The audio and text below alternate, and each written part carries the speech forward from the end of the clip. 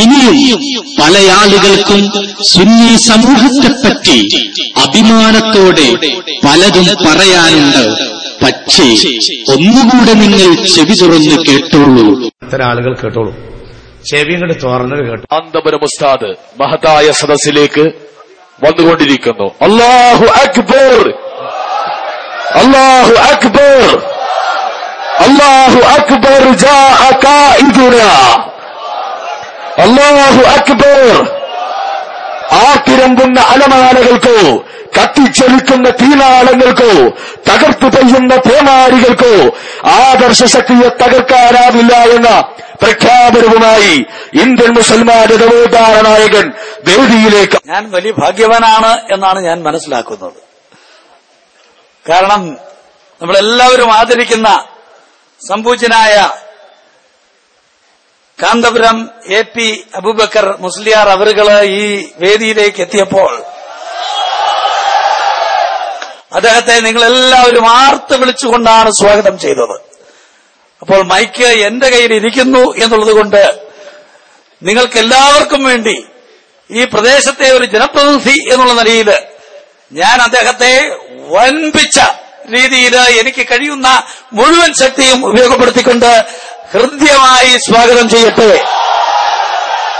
അതൊക്കെ വാർത്താനാ, അതൊക്കെ വാക്കാ, തോന്നിയത് വിളിച്ചു പറയണ്ട. ഔപചാരികമായിട്ടുള്ള സ്വാഗതമൊക്കെ വേറെ നടന്നു എങ്കിൽ പോലും AP എന്ന വലിയ നാമം അത് നമ്മെ എല്ലാവരെയും ആവേശഭരിതരാക്കുന്നു എന്നുള്ളത് വളരെ വളരെ സന്തോഷത്തോടെ ഞാനിവിടെ സൂചിപ്പിക്കുവാൻ ആഗ്രഹിക്കുകയാണ്. മുസ്ലിം സമുദായം ഈ മേഖലയിൽ കേരളത്തിലെ എത്രമാത്രം ശക്തമായിട്ട് ആ പ്രവാചകന്റെ ഏറ്റവും പ്രധാനപ്പെട്ട സന്ദേശം ഉൾക്കൊണ്ടുകൊണ്ട് മുന്നോട്ട് നീങ്ങുന്നു എന്നുള്ളതും മുന്നോട്ട് എങ്ങനെ നീങ്ങണം എന്നുള്ളതിനും വളരെ വ്യക്തമായിട്ട് നേതൃത്വം കൊടുത്തുകൊണ്ട് മുന്നോട്ട് പോകുന്ന ഏറ്റവും ആദരണീയനായ AP അബൂബക്കർ മുസ്ലിയാർ അവറുകൾക്ക് തീർച്ചയായിട്ടും 1000 അഭിവാദനങ്ങൾ ഞാൻ ഈ അവസരത്തിൽ നേരുകയാണ്. അതൊക്കെ വാർത്താനാ, അതൊക്കെ വാക്കാ, തോന്നിയത് വിളിച്ചു പറയണ്ട.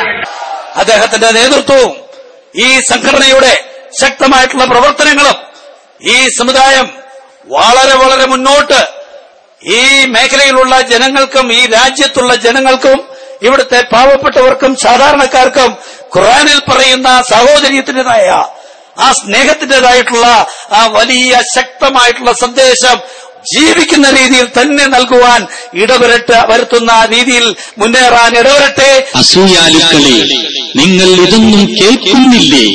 എന്നിട്ടെന്തേ നിങ്ങൾക്ക് ചിന്ത വരാത്തത്? താങ്കളും താങ്കളുടെ അനുയായികളും ഇനിയും രക്ഷിതാവിനോട് പ്രാർത്ഥിച്ചുകൊണ്ടിരിക്കുക. അള്ളാഹു നമുക്ക് ബോധം നൽകട്ടെ, അള്ളാഹു നമുക്ക് ബോധം നൽകട്ടെ, അള്ളാഹു ബോധം തരട്ടെ, അള്ളാഹു ബോധം തരട്ടെ.